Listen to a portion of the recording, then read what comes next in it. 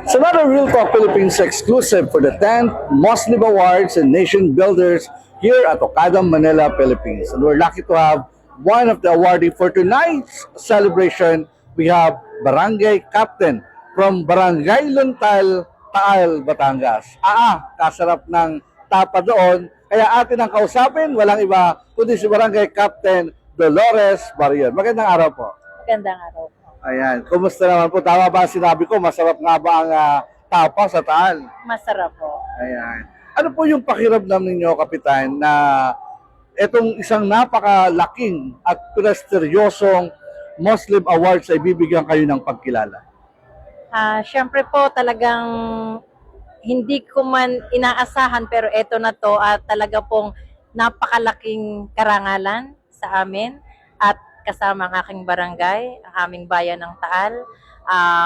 Nakilala na naman sa maraming pagkakataon at ito po yung pinakamalaking karangalan na matatanggap namin simula nang umupo ako. Siyempre, tatanungin ng ilan nating mga kababaryo, ano ba ang ilan sa mga programa at proyekto ni Kapitan na naisagawa sa kanilang barangay?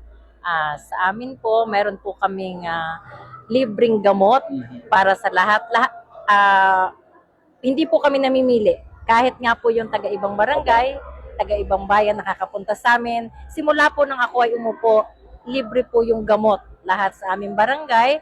At sa edukasyon po, meron po akong mga pinag-aaral. May mga laptops na po sila na i-provide na po namin. At natutulungan po namin sila sa pangangailangan sa school. Then, pag meron po sa aming mga check-up, malayo man, Manila man o Batangas City, ay libre po ang sasakyan, libre din po ang gasoline, libre pa rin ang merienda. Talagang ang sarap palang tumira sa inyong barangay. Malapit na akong lumipat dyan. Well, Kapitan, ang mga tao po na gusto rin yung pasalamatan para sa pagkilala ngayong araw na ito.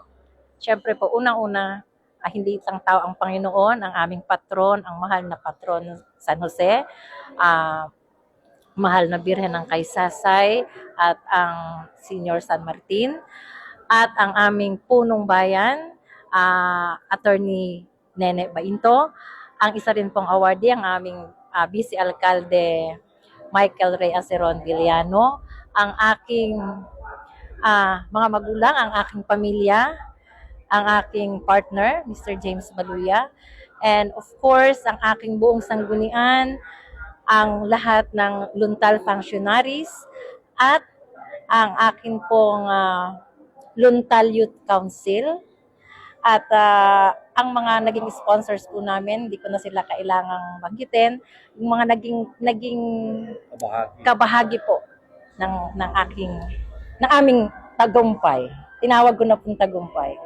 Talagang kapag ang serbisyo ay nakatutok kung paano mapapaunlad ang kanyang pamayanan, tiyak ang gantimpalang katulad ng mga parangal na ito ay tiyak makakamtan. Tama? Tama. Ako si Leo Orencia, ito ang Real Talk Philippines exclusive.